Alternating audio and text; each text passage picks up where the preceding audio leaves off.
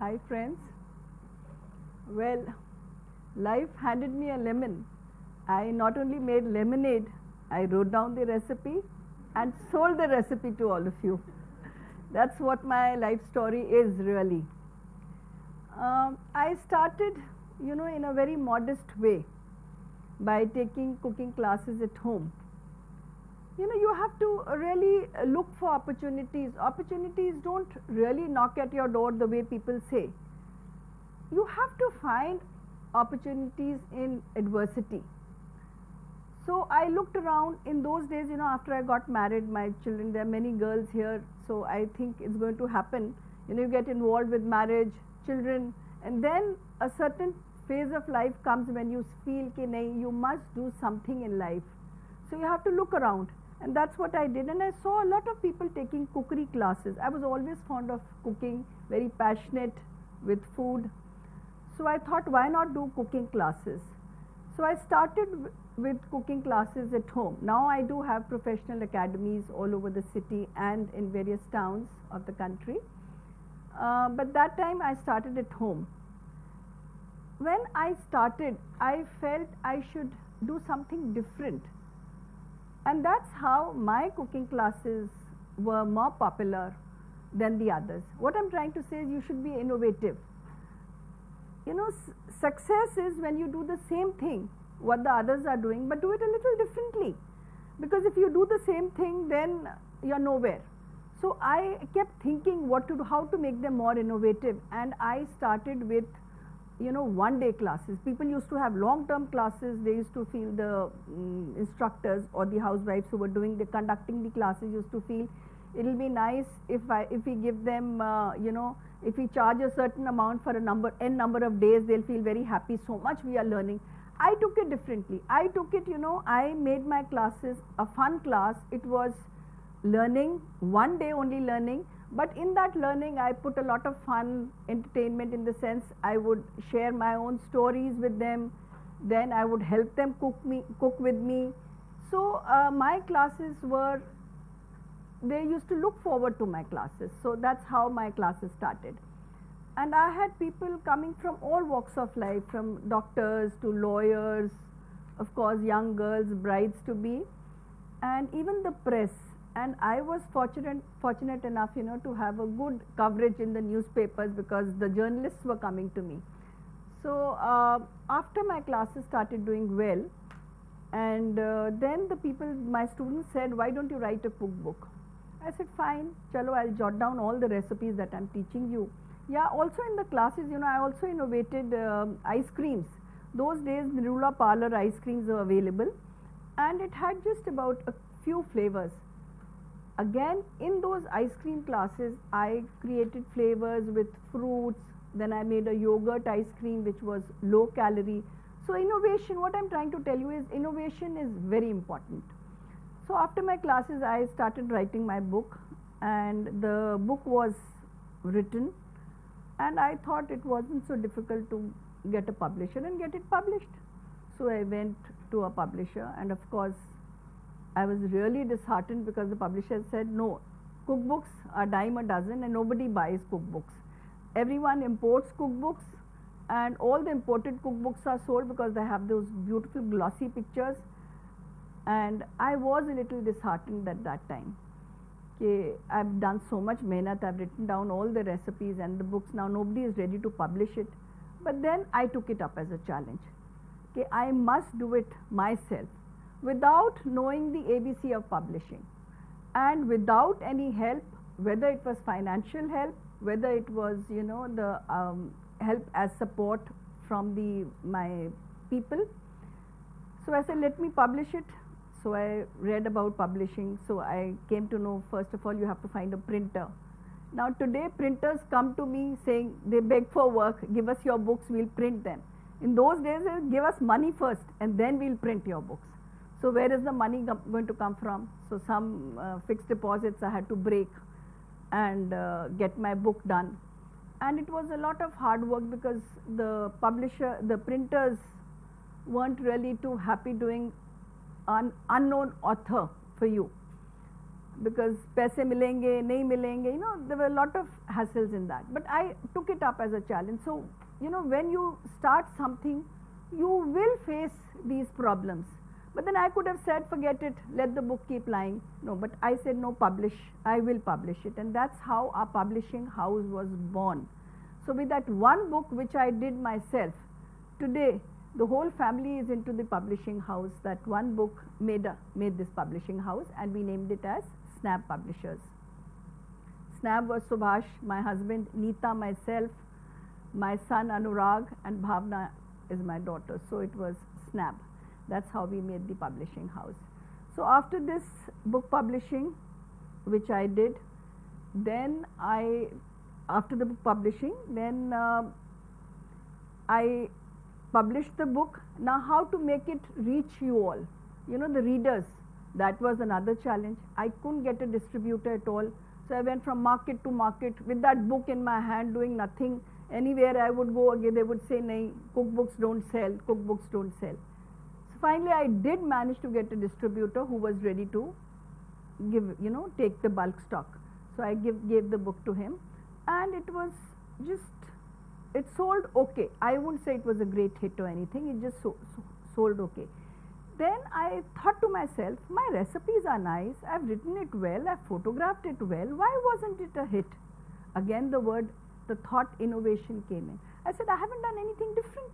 Everyone is writing, there were so many Indian authors doing it, and they all did it the same way. So where is the innovation? Why would somebody pick up my book when there are already so many in the market? So in those days I used to go to CP and I used to see those, you know, those small sized quotation books, and I had quite a collection of them. And I said, why not a cookbook in this size? The size is so handy in the kitchen or anywhere. My first book was a big book, the regular size, 7 by 9. So I said, this book is so nice. And so I thought I'll take up this size. That was fixed. Then I said, then the book which I had already written, the first one, which was Vegetarian Wonders, and it wasn't a hit, that was just from a complete cookbook starting from snacks to dessert. I said, let me choose a topic which nobody has done. And in those days, paneer was really, every vegetarian family would eat paneer once a day. There was no baby corn, no broccoli, no zucchini, none of these nice different vegetables. Only matar, gajar, gobi. So paneer had to be there in every meal, or if anybody was coming over, paneer ka kuch na kuch to banna hi hai. So I thought, let me write a book on paneer. So because nobody had worked on paneer that time. So I wrote the book on paneer, but it was again a lot of hard work. Now you can't do things. I could have written down the recipes andaze se. I didn't do that. I used to go to restaurants by myself, all alone, in the afternoons, eat the food there, a paneer dish there, come home, write down the recipe, take the recipe in the kitchen, cook that recipe for the family in the evening, and then jot it down on the computer for my book. So that's how I made my Paneer All the Way, the first book. And that was a great hit. It really flew off the shelves. I still remember the day when my distributor called me and he said, your Paneer All the Way has been received very well in the market, and I need another 5,000 copies. That was the beginning of my career. And then I went on to write many other books, like 15, 20 books I wrote. And after that, my distributor said, now that's it. You've written 50, 20 books. I think the market is saturated. And I said, what do I do then? He said, how? He meant, keep eating the reprint money that comes to you. I said, no, I can't do that. I couldn't say that to him, but I felt I can't do that. I said, how can I just stop writing? I have so many ideas in my head. You have to be, you get into that mood of creating recipes, and you keep creating. So I had so much in my mind, and I wanted to share it with everyone. And here my distributor says, you stop writing. So I said, what do? I stop writing and just keep enjoying the reprint money. I said, no, that's not me. That way, I was fortunate enough that year we went to Germany for the Frankfurt Book Fair. And there I saw that, there were cookbook publishers who had several thousand books, not thousands, several hundred books on cooking alone, and there was no sign of slowing down. I could see they had so many more books in the pipeline. What I'm trying to tell you here, you have to have a growth mindset. If business is all about growing, if you're stagnant, you're finished. You can't, you feel you've done enough, to khatam. You have to keep growing, diversifying in your work, whatever work you do, the smallest work you might be doing. So then back home, I came back with a lot of enthusiasm, and I wrote many books, and as you were told just now, I've written more than 600 books, and 8 million copies have been sold.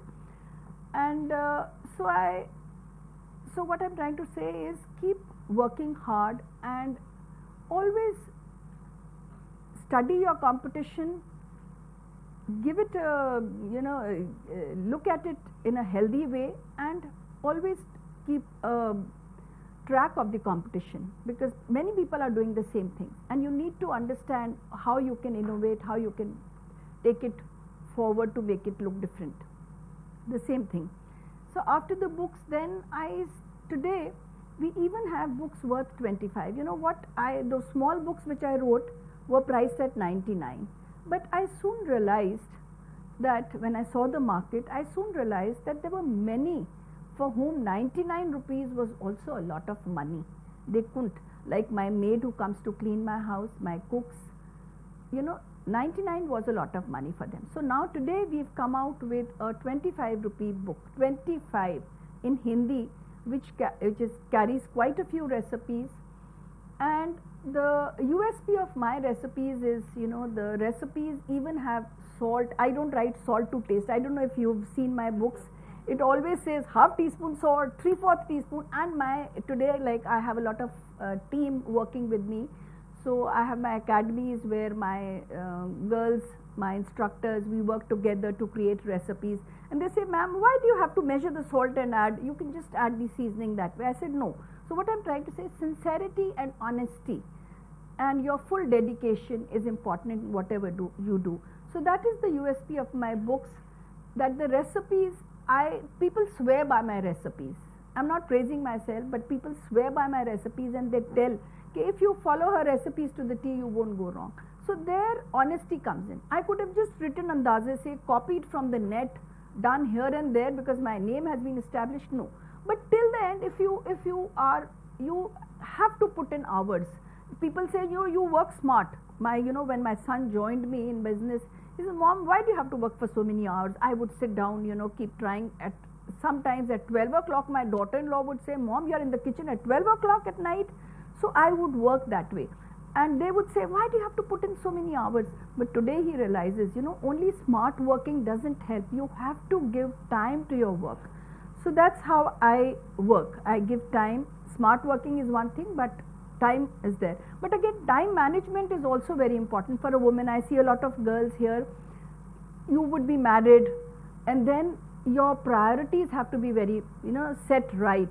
You have a family, you have work. So set your priorities right. Manage your time well so that you can give enough time for the family also with your work.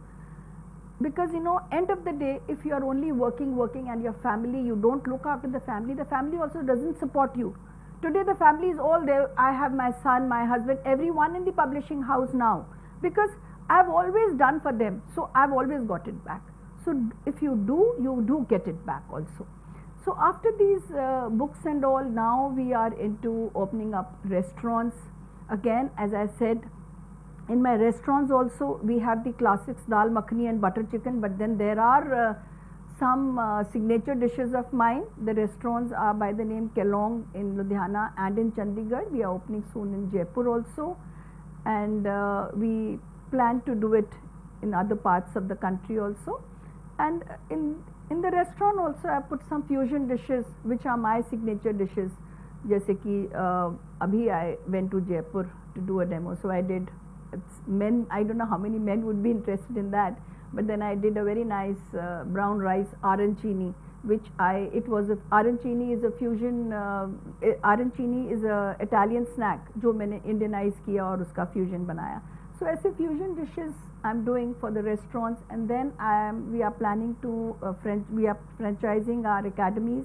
We have them here in Delhi and Chandigarh and Jaipur, because I feel these academies, the women can become self-reliant. So it's kind of women empowerment for the academies.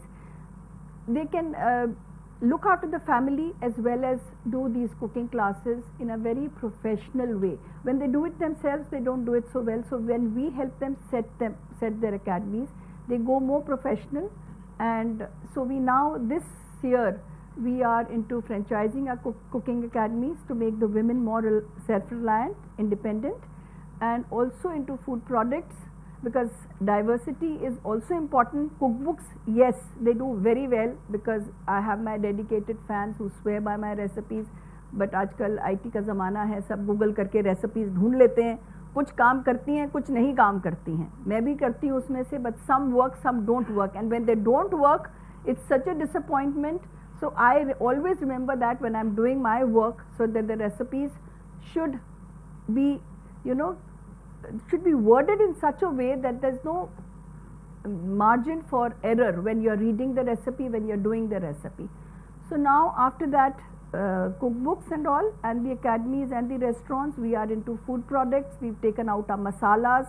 Now for the masalas, I went to Chandni Chowk, so all the masalas there. So like the hard work doesn't stop there. So masalas are now in the market, and we plan to do more food products for the people. That's all. Thank you so much.